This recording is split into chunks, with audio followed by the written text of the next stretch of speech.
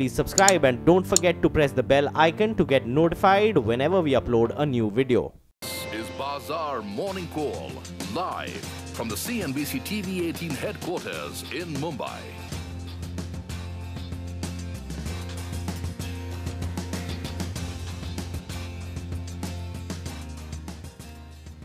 Good morning. Welcome to Bazaar Morning Call. I'm Lata Venkatesh and with me is Sonia. Well, now I'll have to guess whether Sonia is in the right color. From the look of things, it doesn't look like green is the color of the day. Well, to be sure, red was the color of the last 24 hours, but it receded somewhat by the time we came to the close on Wall Street. And at home, the phrase was turned on its head, an apple a day keeps the bears away. That's what it turned out to be. It was NASDAQ which pulled, and of course, there were other things also that helped. But the bearishness in global markets ebbed. But we'll have to wonder whether it will continue for the Asian markets today. Asian markets are mixed, but the classical emerging markets, Hang Seng and Shanghai, are weak. And that's because of, these two issues. Strong dollar. Dollar index now above 95. Dollar index above 95 has normally spelled a bit of selling in emerging markets. And also, crude is marginally better than what it was. That may be a minor negative. At least there are no positives coming from crude today.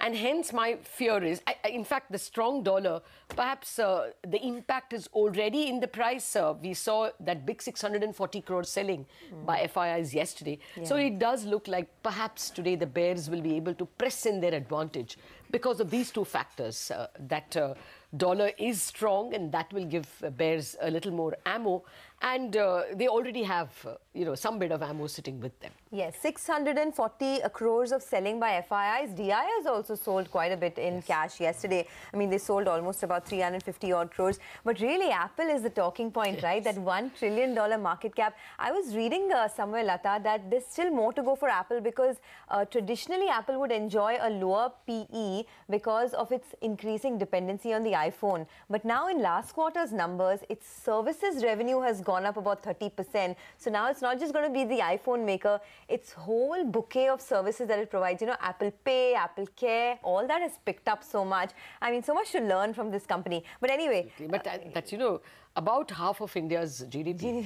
Yeah, a little less than half of India's GDP. Okay, but coming back home, the kind of, consolidation that we saw yesterday or in the last 2 days, you get a sense that that's all that it is, just consolidation, or are there triggers, macro or micro, to sort of arrest the uptrend? Yes, clearly that will be the increasing dose of results will, decide where the markets would be. But the fact that DIIs also sold yesterday gives the indication that at 11,400, everyone is becoming uncomfortable and valuations are becoming a challenge. So everyone wants to take some profit, but, the market will still spring a surprise. You never know. Okay, well, lots of earnings actually today in the non-index space. A lot of the wealth creators, Nestle, Titan, Berger Paints, all reporting their numbers. So let's see what comes up from that. VIP as well. Well, let's take a look at what our wise experts have to say as we head into trade this morning. Neelkan Mishra of Credit Suisse is our wise expert for the day. He says FIs have net sold about $0.6 billion and DIs have net bought $9.5 billion in 2018 so far. He says domestic institutional investors have in fact been net buyers for the last 7 quarters, buying $4 to $6 billion every quarter for the past year. Neelkan says much of their buying has been in the large caps. He expects less risk aversion, but expects large caps to keep doing better. I think that's the call that a lot of people have. Yeah, but keep doing better would mean that we can get higher levels in the Nifty. Let's wait and see. Money market views today, and especially because it's a strong dollar. And I want to note that yesterday's fall, the rupee at one point was a high of 68.28 after the rate hikes, which boosted the rupee. And look at the intraday fall. It was an intraday fall of 42 pies. That's quite unusual, though 68.70 is not an unusual level. We have seen even 69.10. So what today, Bhaskar Panda of HDFC Bank expects the pressure on the INR to continue as the dollar index has moved up. Simultaneously, he adds Chinese yuan also hit a 14-month low against the USD. Yesterday, it was 6.83. He expects the USD INR pair to trade in a range of 68.65 to 68.85 for the day. I wouldn't be surprised with a look in at 69. Okay. That's me, not Panda. 69, the forecast coming in from Lata. But for the bond markets, Bhaskar Panda says the Indian bond market players have taken positive cues from recent MPC announcements. Coupled with benign oil prices, he expects the 10-year benchmark bond yield to trade with a downward bias in a range between 7.7 to 7.74% for today. Okay. But as we have been discussing, it's the world cues that's going to dominate Mindspace. So the world view from Mangala. To the world view, we welcome a new $1 trillion baby. There we have it, Apple. Just pause for a moment. You have 12 zeros after one. If Apple was a listed country, it would have been among the top 25 GDPs of the world. And come to think of it, you know, just about 21 years ago, the company was on the brink of bankruptcy. So we start the worldview with Apple and an ode to the man who started that company. But the Dow Jones, that was led lower by Caterpillar and Boeing, while Apple took NASDAQ as well as S&P 500 higher. Talking about value addition, Tesla, yesterday, that one was up about 9%. The street was awaiting Elon Musk's behavior in the earnings call. He apologized for his behavior in the previous con call, and the company added close to $5 billion to its market cap. Some are calling it the most valuable apology ever. Across the Atlantic, though, we saw a sea of red. That one came in as trade war fears do linger on, as well as the Bank of England. They raised their interest rates. However, individual stocks, they were in focus. Siemens was down about 5% as earnings missed estimates. On the other hand, Rolls-Royce was up 7% as the company reiterated they will meet the higher end of their profit guidance. In Asia, we're seeing most of the indices are in the green. The Kospi is led higher by Samsung. How can it be that Apple is higher and Samsung isn't? So watch out for that. And the SGX Nifty indicating a positive start for our markets, higher than its other Asian peers. Hey, yes, an ode to the man who started Apple, Steve Jobs. I mean, we can just go on and on about that. But thanks, Mangalam, for putting a lot of those stats in front of us. Apple, the $1 trillion baby. On that note, let's get in some exclusive opinion coming in from Bob Dahl, the chief equity strategist at Nuveen Asset Management, on how the earnings season has shaped up over there and what the outlook is now for the US economy. Earnings are amazingly powerful, that a country as big and as mature as the U.S. could generate 25% earnings per share growth, especially this far into the economic cycle, is pretty amazing. So why isn't the stock market a lot higher? You hit the nail on the head. It's trade. So we've got the E doing well, but the PE struggling a bit because people are uncertain. What will the effects be on this trade issue? Will there be more tariffs? Will it affect macroeconomic growth, not just in the U.S., but around the world? And that has investors a bit nervous. So you've got these two big cross currents, and that's why the stock market's been in this broad trading range really since the all-time high in January of 28.75, which we're obviously a couple of percent still below that. Okay. Well, at the moment, our mind is not on global issues, but on really local numbers that have come in. And the big nifty boy ONGC reported a good quarter this time with a beat on almost all parameters. Higher finance costs and lower other income were the only ones that impacted profitability. And they are, of course, non-operating issues. So we're going to start the morning with one big corporate guest. Subhash Kumar, Director of Finance at ONGC, joins us on the phone line. Mr. Kumar, good morning, and thank you very much for taking such an early call from us. Can you tell us what worked so well for ONGC this time? I mean, EBITDA up 30% at this juncture, and even revenue not at all a bad 14%. What went right?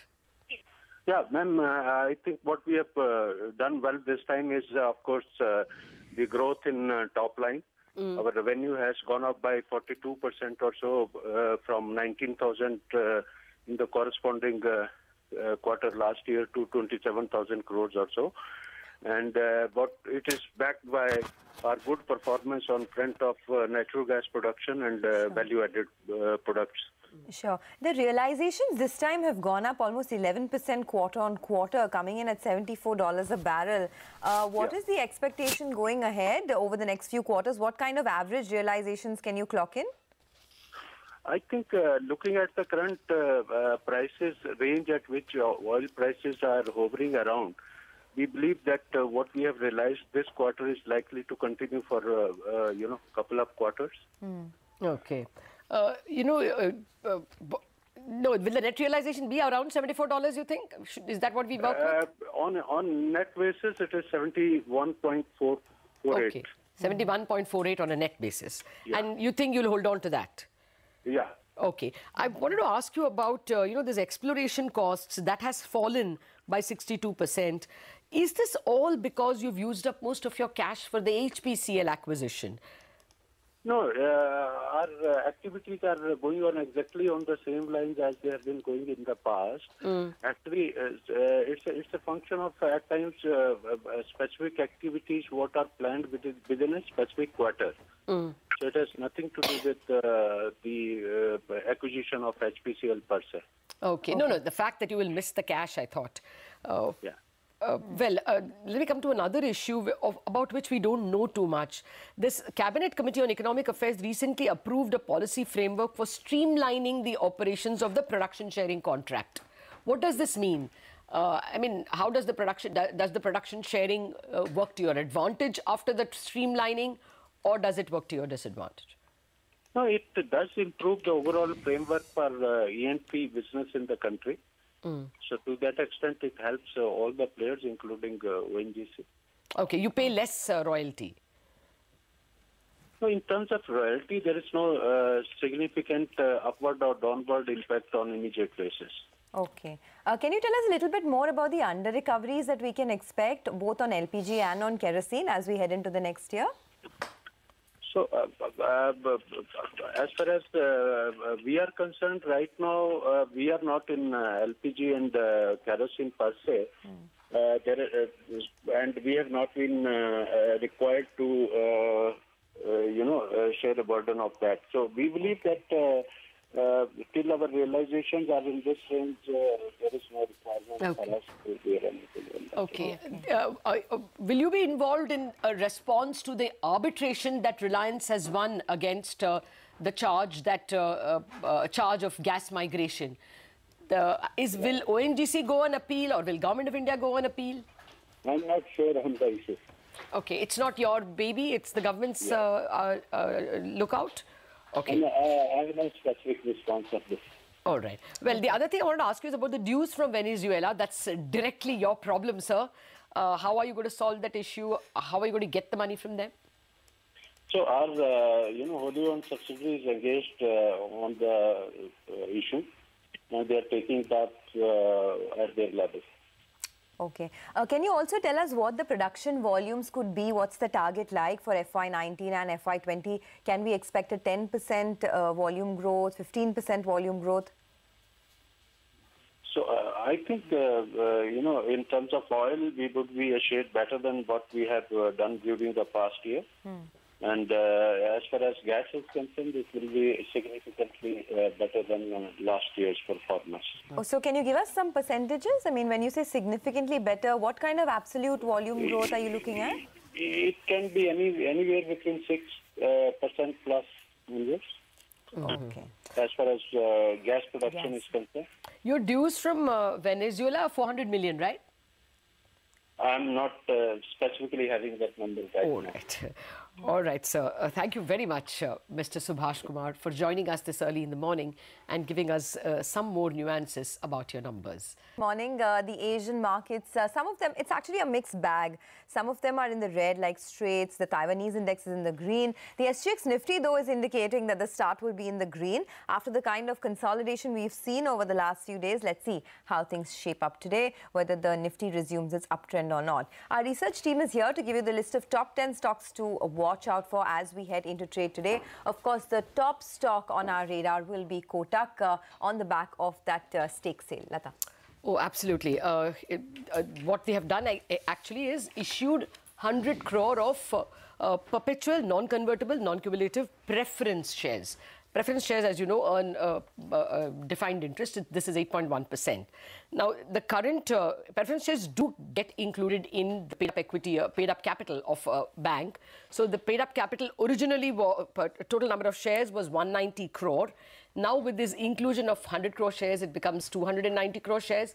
And therefore, Mr. Kotak's stake falls from around 30% to under 20%. This is what the release to the exchange says. There was a requirement from RBI that all promoters who got their licenses in 2003 have, by some timetable, bring down their shares. And Mr. Kotak had already offloaded some shares last year. And by December, he had to bring his stake down to 20%. which is exactly what he says in the communication. The company says that he has done. Now the issue that is that all of us are trying to wrap our heads around is, will this count as the promoter bringing down his stake? Because preference shares are non-voting shares. That is why they are available at 5 rupees. A voting share would have been available at only 1300 rupees. So will that square with RBI's rule? Now, RBI's rule, we don't know what is the agreement between Mr. Kotak and Reserve Bank when the agreement was signed, when he was given the license. If the license said that it should be 20% of paid up capital, then this is kosher. But if Reserve Bank, insists on the spirit behind the entire reduction, that no promoter should have an overwhelming voice in any bank because it handles public deposits, and therefore the fit and proper rules and the widely held wide holding rules apply, then they may not agree. Now, it's possible that Mr. Kotak has already sounded the Reserve Bank on it. It is possible that the agreement itself, the license agreement, is paid up capital and not equity shares. We will have to wait and see how this works. I mean, unless we get a word from the Reserve Bank, we will not know whether this is kosher. So what do you expect on the stock today? Well, technically it should be green, because there was this big overhang that he will have to sell his stake to somebody or increase his capital. Now that overhang goes because there's no equity dilution. And, everyone knows that he's one of the best bankers we have in the country. So he will continue to spearhead the ship. So an investor will be very happy. But I don't know what the regulator will feel. So I know it'll be, people may hesitate. If somebody's legal opinion tells them no, then maybe somebody will sell. Those kinds of doubts may come.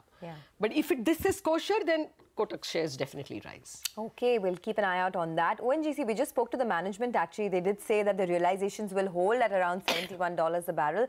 Sonal is here to give us the fine print of how the earnings look this time around. Sonal? Thanks a lot for that, Sonia. Well, the numbers, except for PAT, were largely better than what our expectations were. Profits came in lower than our expectations, majorly because there was a component of lower other income, because the company had used up the cash for HPCL acquisition, and also because of higher tax rates, because they did not get tax shield for the loan taken for HPCL acquisitions. However, the realizations, they came in at $74.21 per barrel, record high levels, and as the management told us, they expect to maintain it at that $71 per barrel levels. If we talk about the other production numbers, oil sales were lower on a quarter-on-quarter basis, but still looks good for the company this time around. Nomura maintains a neutral call, and they prefer OMCs over these upstream companies. CLSA, however, reiterates a buy and expects the company to do better going forth. Okay, thank you very much. CLSA view, reiterate buy. Abhishek, Indiabulls housing numbers? Strong set of numbers, Lata. You look at the loan growth, in line, actually everything is in line with whatever the management has been guiding. So loan growth above 30% was the guidance. It has come in at 33.5%. Spreads to be maintained between 3.2 to 3.25. It has come in at 3.23. Gross NPA to be maintained below 0.9 or 1%. It has come in at 0.78 despite IND-AS. So their net profit has come in at 1,049 crore versus our poll of 996 crore on the back of NII growing more than 32%. So expect a green on the stock today. Okay, expected green. Well, PVR is also in focus. They've renewed their agreement with Paytm and Book My Show. Mangalam will tell us the impact this would have. Mangalam? That's right, Sonia. So a non-exclusive agreement that they've renewed for the next 3 years with both Paytm as well as Book My Show. So basically what this means is that, 410 crore worth seats are reserved for the next 3 years for PVR. Not a big number in terms of their annual revenue. They do about 2,000 plus crores. So even if you cut it down to 1 year, 100 crores, that's about 5%. But the short point is that in an environment of uncertainty, this is a mild positive. They get 350 crores up front, and the stock may see a mild green. Thank you very much for that. Mild green because of the agreement fetching them some money. Abhishek, Capital First numbers? Continues to defies all the expectation with stronger performance every quarter. So retail AUM is up 37% while the overall AUM is up 40%. Asset quality improved. That gross NPA came in at 1.57 versus 1.62. The net income, that is the NII plus other income, was up 31% while the profit growth was a staggering 55% on a YY basis. So expect a green on the stock today. Okay, some more numbers coming in post-market hours yesterday. Sonal has that list for us. Sonal? Well, I'll start with Torrent Pharma. Very strong earnings coming in from the company. Margins expanded by around 350 basis points, and the revenue growth both in US and Indian markets were very strong. Nomura maintains a buy, and they've increased the target price to 1,752 because of strong Q1. And CS also maintains outperform, and they think that the turnaround of Unichem is faster than expected. Other stock that reported good set of numbers is Time Technoplast. Revenue growth of 19% is driven by volume growth of 14%. Expect that stock to do well in trade today. Ramco Industries also reported good set of numbers. The profit, they increased by around 37% at 22 crore rupees. On the flip side, Narayan Rudyalaya reported a loss this quarter versus a profit last year. Expect that stock to be weak in trade today. Okay. I think the most important stock, not just as a stock, but also as the product and services, would be Jet Airways. With each passing day, the airline seems to be in deeper trouble. Sonia, what's the latest? Well, you know, in the last quarter's numbers, they had indicated to shareholders that things are not looking good, yields are under pressure, there's a lot of competition, etc. But I think, you know, things are only getting worse because the latest report, media report indicates that Naresh Goyal may look to offload part of his promoter stake. Remember, he holds 51% stake in Jet Airways. He is in talks with certain bankers. They've approached investment bankers to sell their stake. CNBC TV18 has not independently verified this, but considering the huge loss that they're sitting on, I mean, Jet Airways saw an FY18 loss of almost 700 crores. The debt has been piling up. They need to, you know, undertake some cost reduction or fundraising plans to sort of service their balance sheet. On that account, remember, there were lots of reports suggesting that employees would be asked to take a 25% pay cut, etc. The management has come out with an official statement saying that, yes, they are implementing several measures to cut costs, and some of these measures could include reducing cost in sales, distribution, and in payroll. So indirectly, they're saying that, yes, they would undertake these pay cuts. Okay, as direct as it can get. Yeah. But yes, stake sale will be the important part, and any progress on that perhaps will excite shareholders. We have some more stocks on your radar. Anisha, wrap them up for us, please. Yes, Lata, thank you so much for that. I'll start with VST Tillers that announced the sales for the month of July. It has shown a growth of around 7% year-on-year. But do remember, in the last couple of months, we have seen a bit of slowdown. So the stock might react positively to this 7% growth. Moving on to Emphasis, wherein the board is going to meet on August 7th to discuss and consider buybacks. So that stock will be in focus as well. BEML, wherein they have created and unveiled a new product for Indian Railways. Remember, the management has been telling us that the railways can be the key driver for the stock going forward. So keep an eye out on that one. NBCC, we understand that they've bagged an order worth around 400 crores in Dubai, as well as reports suggest that Supreme Court has directed NBCC to submit plan to finish Amrapali projects, though the next hearing is on September 4th. So we'll have to wait for the final word on that. HDFC, a positive, I'm told, because they've increased the retail prime lending rate by 20 basis points. And lastly, on SBI Jio, because they've signed an MOU. Now, this will mean that Jio will offer special connectivity and device solution for SBI customers, and in return, it gets accelerated digital transactions by the SBI customers. So net positive for both. Okay, thanks a lot for that. Here's a quick recap then of our top stocks to watch. Stocks with positive news flow: Kotak Mahindra Bank, ONGC, Indiabulls Housing Finance, PVR, Capital First, Torrent Pharma, Time Technoplast, Ramco Industries, VST Tillers, Emphasis, BEML, NBCC, HDFC, SBI and Reliance Industries. While stocks with negative news flow this morning: Jet Airways and Narayana Health. All right, but Cognizant is also on our radar. Rima joins in now to give us all the details on that and, of course, the ramifications it would have on the IT sector. Rima. Hi, Sonia. First about Cognizant. The stock ended down with more than a 6% cut.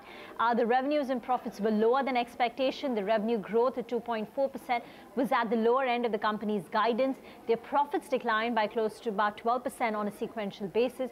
And even financial services, which contributes more than 30% to their overall growth, had a very modest growth of about 0.5% on a quarter-on-quarter basis and 4.5% on a year-on-year basis.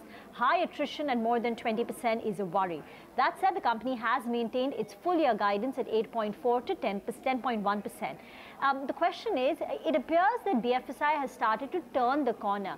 We saw that in the case of TCS, for Infosys, etc. The deal wins were quite positive. Now here for Cognizant, while Q1, this quarter's performance was muted, what the management has said in the conference call is that they are beginning to see growth return from large financial accounts in North America, though there continues to be some problem in European Union.